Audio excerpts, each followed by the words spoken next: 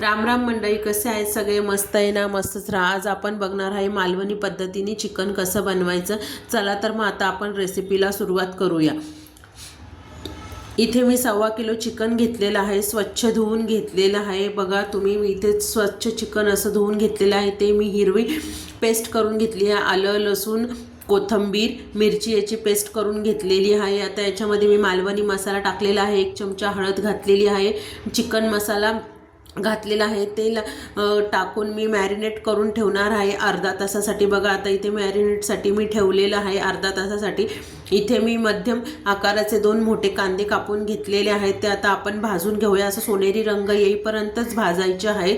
बघा त्याच्यामध्ये आता मी 1 चमचा धने ॲड केलेले आहेत. धने टाकून पण आपण चांगलं भाजून घ्यायचं. इथे ओलं खोबरं घेतलेलं आहे मी, 1 वाटी ओलं खोबरं खाऊन घेतलेलं आहे. ते पण आता आपण हे सगळं एकत्र करून मस्त असं भाजून घ्यायचं आहे. बघा इथे आपला हा मसाला भाजून झालेला आहे. आता तो मी मिक्सरला बारीक करून घेतलेला आहे. अशी एकदम बारीक पेस्ट करायची आहे. इथे मी आता तेल गरम करायला ठेवलेलं आहे पातेल्यामध्ये.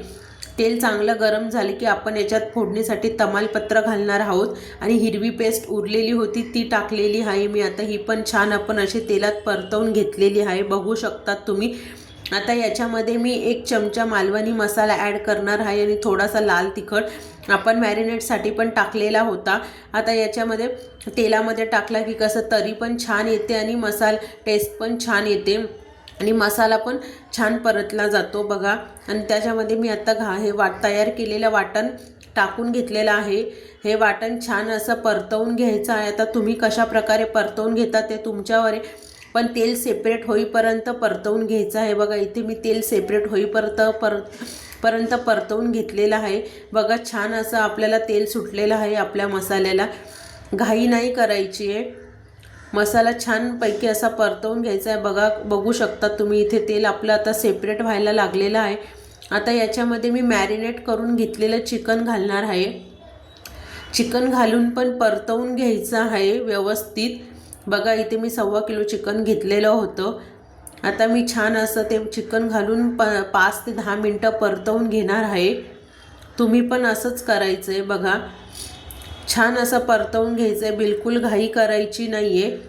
आणि जेवढं तुम्ही चिकन ह्या मसाल्यामध्ये परतवून घ्याल आणि तोपर्यंत अजून चिकनला छान टेस्ट येईल.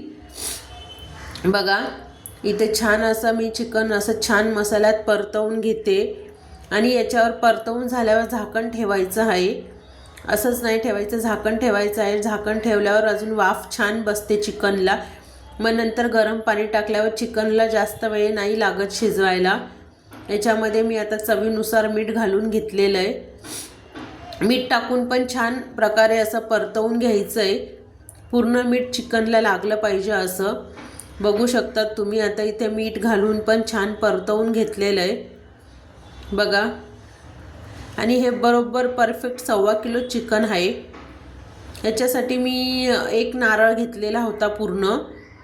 थोडासा 1 नारळाला कमी घेतलेलं होतं खोबरं आणि 2 मध्यम आकाराचे कांदे घेतलेले होते.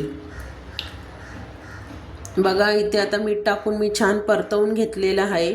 आता याच्यावर मी 5 मिनटासाठी झाकण ठेवून घेणार आहे. आता इथे आपले 5 मिनटं झाले, आपण झाकण काढून घेऊया. बघा किती छान प्रकारे असं तेल सुटलेलं आहे आणि आपलं चिकन पण किती व्यवस्थित परतलं गेलेलं आहे. अशा प्रकारे व्यवस्थित छान परतवून घ्यायचं आहे परत.